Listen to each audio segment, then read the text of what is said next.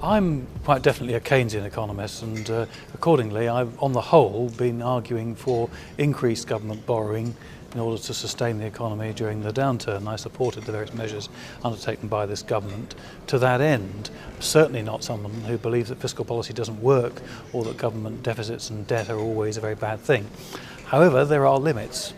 And I think the whole of economics is really essentially about balance, about which limits are coming to hit you when and which you should try to avoid and so on and so forth.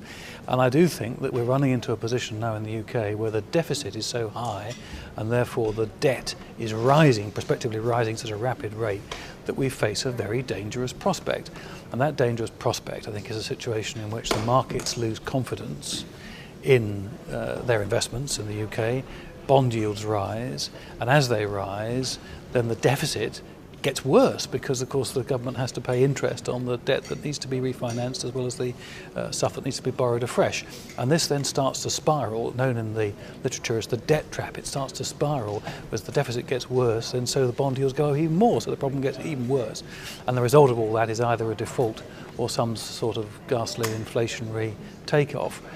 And so my view is that although a fiscal boost would deliver some sort of boost to the economy at the moment, we simply can't take the risk, I think, anymore of this debt spiral getting really out of control. I'm not pessimistic about the medium term. I don't think that, as it were, there is no way out of our current difficulties.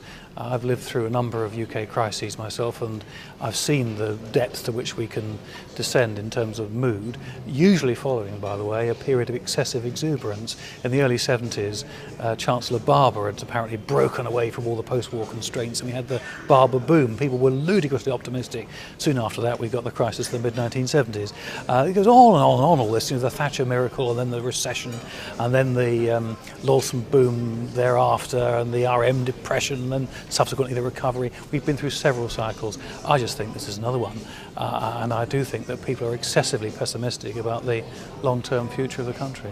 Do you think people have learned the lesson, though, or that those cycles can't be broken, they're just something we have to live with? I suspect that we might eventually get a greater degree of stability than we've been used to.